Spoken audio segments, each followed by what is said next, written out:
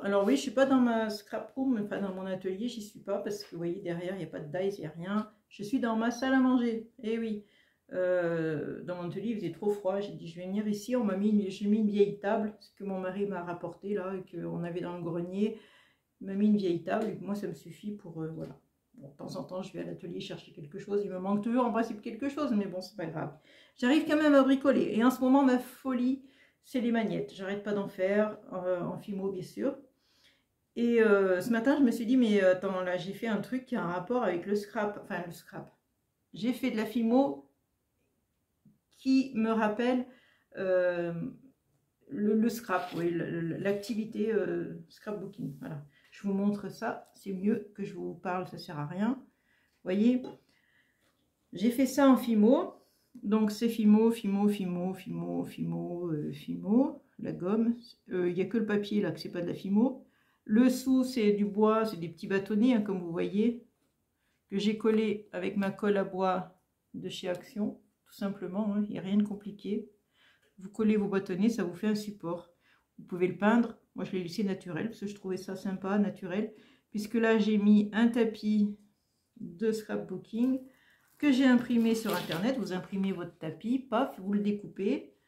Il n'y a rien de compliqué. Voilà. Donc, la Fimo, bon, là, je ne vais pas faire un tuto pour juste vous montrer ça. C'est pas compliqué. Enfin, si le ciseau, c'était un peu dur. Moi, je voulais vous montrer les crayons de couleur. Comment j'ai fait mes crayons de couleur. Allez, on y va, c'est tout simple. Il vous faut des cure-dents. Hein, vous voyez, des cure-dents. J'en ai pris d'une autre boîte. Et à chaque fois, je les mesure. Ça, c'est une nouvelle boîte. Quand je les mesure, ils font toujours 6,5 cm. Celui-là aussi. Donc, je prends la moitié, 3,25. Mais 3,25, je ne vais pas y arriver. Donc, je fais à peu près à 3, entre 3 et 4. Et puis voilà, entre 3 et 3,5, quoi. Voilà, je fais à peu près la moitié. Enfin, c'est 3,2 et quelque chose. C'est compliqué, 3,25. Et après, je coupe avec une pince coupante. Hop là, ça saute toujours partout. Voilà, donc je me retrouve avec deux morceaux. Ça me fait deux crayons, tout simplement. Et le derrière qui est tout mal coupé, en fait, avec ma pince coupante. Et ça coupe pas net. Hein. Du coup, je frotte comme ça. Et du coup, c'est plus joli, c'est plus lisse, c'est plus sympa. Je prends un petit bout de papier de verre. Si vous n'avez pas du papier de verre, c'est pas grave, pas de panique. Vous prenez une lime à ongles, ça fait la même chose. Ça fait exactement pareil. Voilà, une fois que je suis satisfaite, j'arrête. Et après, je prends mes feutres. Alors moi, j'ai des Pro Markers. C'est des bons feutres, effectivement. C'est des feutres qui sont chargés d'encre. Il faut des feutres quand même assez forts. Si vous voulez faire vraiment une couleur qui ressorte, qui soit vive, faites de la peinture. Moi, je ne le fais pas en vidéo parce que c'est compliqué. Après, j'en ai plein les doigts, tout ça. Mais avec de la peinture acrylique, ça serait beaucoup plus marqué, la couleur. Alors, vous avez vu, je fais juste la pointe. Après, j'arrête. Je laisse un espace naturel, hein, comme un crayon, quand on voit ses crayons. Et je fais le reste, voilà, la suite du crayon comme ça.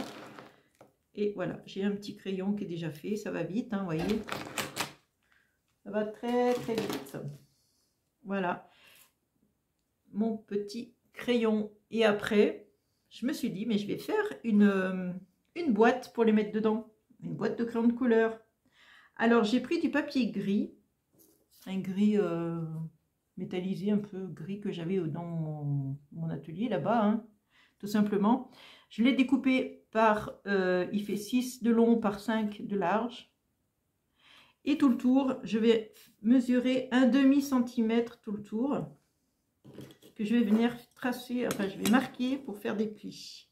Alors moi, je prends ça parce que j'ai pas tout ce qu'il faut ici.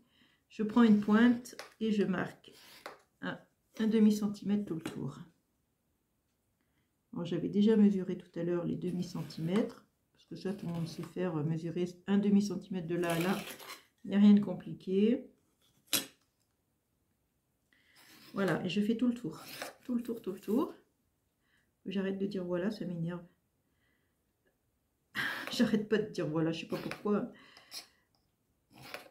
Donc, ensuite, hop, Je marque mon pli. Est-ce que j'ai... Oui.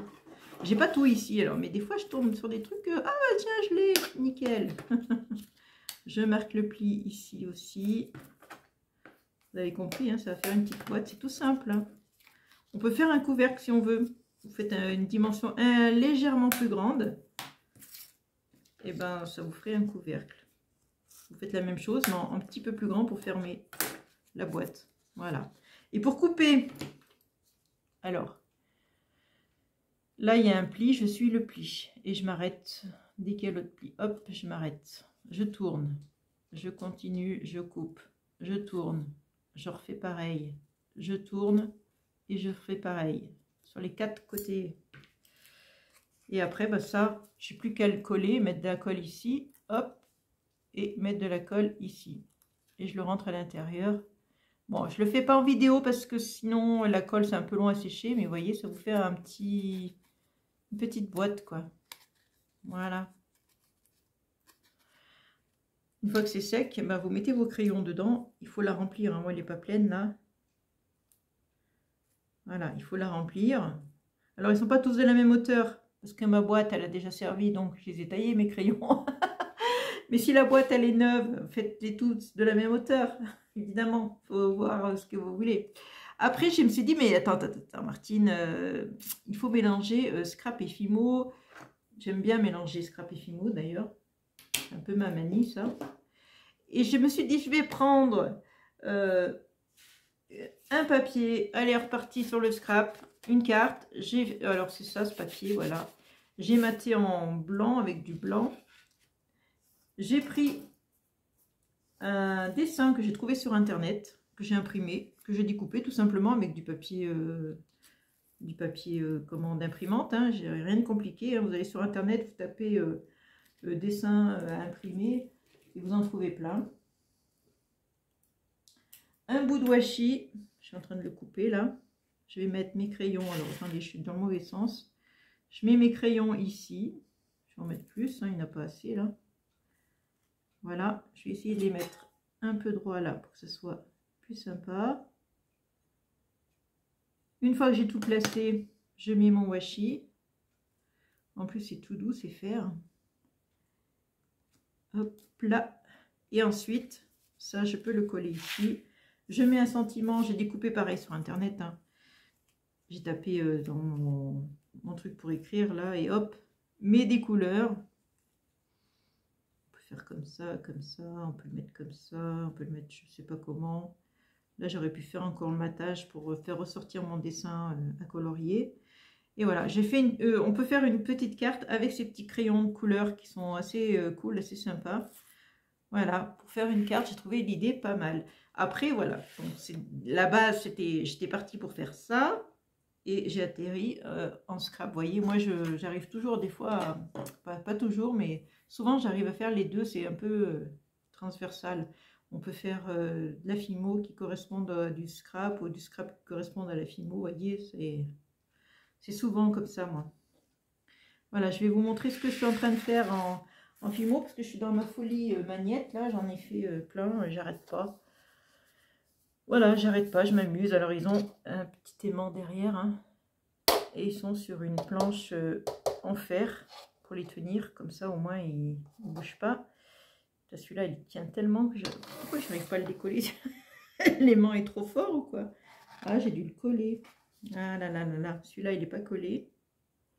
Vous voyez? Donc, ça, celui-là, il faut que je le décolle. La colle a dû baver dessous et hop, ça a collé à la planche. Je vais vous laisser sur mes idées. Alors, il est où mon... voilà. Hop, celui-là, c'est pareil. Je vais lui mettre un aimant derrière. Et il finira avec ses copains. Voilà.